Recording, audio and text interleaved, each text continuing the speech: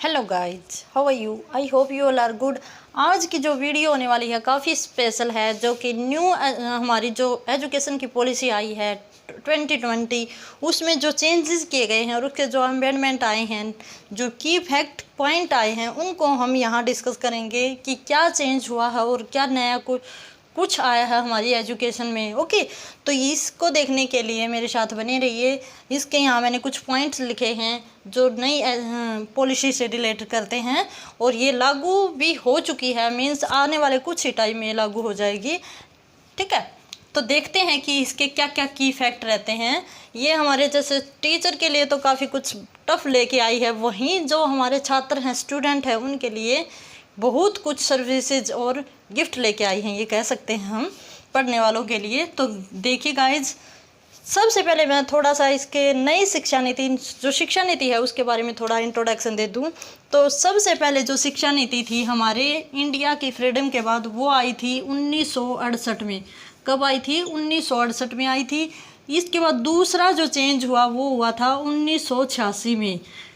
तीसरा जो चेंज हुआ था वो हुआ था 1992 में। अब जो चौथी न्यू पॉलिसी आई है वो कब आई है? 2020 में, लगभग 30 से 34 साल के बाद आई है।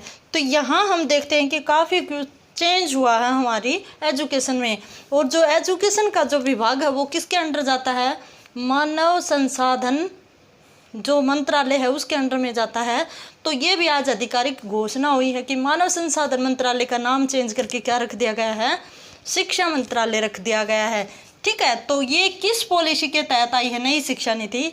तो ये आई है कस्तूरी रंगन नीति के। डॉक्टर कस्तूरी, कई बार यही नाम पूछ लिया जाता है कि 2020 की जो नई शिक्षा नीति लागू हुई वो किसकी अध्यक्षता में हुई है, किस प्रमुख? तो वैज्ञानिक रही है इसरो की डॉक्टर कस्तूरी रंगन, उन्हीं के नाम से ये नई शिक्षा नीति आई है।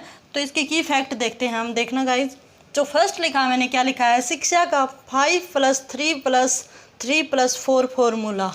यहाँ तक जो शिक्षा का अधिकार है वो फिक्स कर दिया है। पहले 6 से 14 वर्ष के बच्चों के लिए था, लेकिन अब कितने साल के बच्चों तक हो गया है? 18 वर्ष के बच्चों तक शिक्षा का अधिकार है।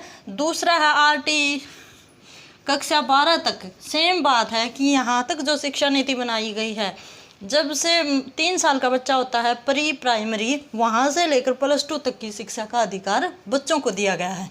थर्ड जो रहता है वो है त्रिभाषाई शिक्षा। इसमें काफ़ी टाइम तक बहस हुई है कि 2 भाषाई होना चाहिए या लेकिन इस सब को देखते हुए केंद्र ने इस बात पे सहमति दी है शिक्षा मंत्रालय द्वारा कि 3 भाषा में शिक्षा होनी चाहिए। मातृभाषा में शिक्षा जहाँ तक हो सके देनी चाहिए। ठीक है, उसके बाद क्या है? 4 इयर्स बीएड, 2 इयर्स बीएड और 1 ईयर बीएड। यहाँ क्या कहना चाहता है कि एजुकेशन के लिए अगर एंटर के बाद वो बीएड करता है तो उसको 4 साल के लिए, स्नातक के बाद, ग्रेजुएशन के बाद 2 ईयर और पोस्ट ग्रेजुएट के लिए के बाद अगर हम बीएड करते हैं तो वो 1 ईयर की करनी पड़ेगी। टीचर ट्रांसफ़र पॉलिसी, जो 5th जो इसका पॉइंट रहता है वो क्या है कि टीचर के ट्रांसफ़र की पॉलिसी काफ़ी टफ हो गई है। अब उसका जो ट्रांसफ़र है वो रोक दिया गया है। जहाँ स्टार्टिंग में वो लगेगा वहीं से रिटायरमेंट लेगा, लेकिन इसमें कुछ रिलैक्सेशन दी गई है कि यदि उसका पदोन्नत होता है, जैसे टीजीटी टीचर है वो पीजीटी बन जाता है, तो उसका ट्रांसफ़र हो सकता है। नाउ नेक्स्ट है टेट कंपलसरी कर दिया है प्राइवेट सेक्टर के स्कूलों में भी। जो प्राइवेट स्कूल हैं वहाँ भी टीचर के पास क्या होना चाहिए? टेट अनिवार्य होना चाहिए। स्कूल में क्वार्टर्स बनाए जाएंगे, जैसे नवोदय और केवीएस की तर्ज पे क्या है, जो स्कूल होंगे ग्रामीण क्षेत्र में, वहाँ क्या होंगे? शहरी में भी होंगे शायद, वहाँ स्कूल्स में क्वार्टर्स बनाए जाएंगे। ओके, क्रेडिट बेस्ड सिस्टम, यहाँ ये बच्चे के लिए है।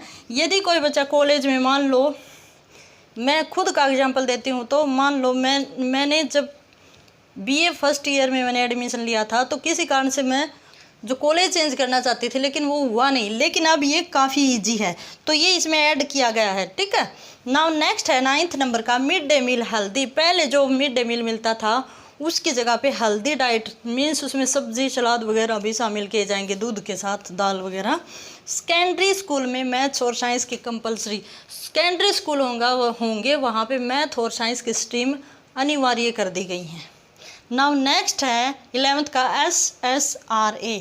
इसका मीनिंग हुआ स्टेट स्कूल रेगुलेटरी अथॉरिटी, कि स्कूल्स के जो हर कोई राज्य होगा, कोई भी स्टेट होगा, उसकी अपनी अपनी अथॉरिटी होगी और उसका लिंक सीधा कहाँ से होगा, शिक्षा मंत्रालय से होगा। मीन्स अगर हम स्कूल की पॉलिसी या किसी भी टाइप की अगर चेंजमेंट, कोई नया रूल या फिर कहीं गड़बड़ मिलती है, यहीं कहीं कुछ भी है, तो उसके लिए कुछ बंदों की कमेटी बनाई जाएगी जो सीधा शिक्षा मंत्रालय से लिंक रखेगी। नाउ नेक्स्ट है ECCE।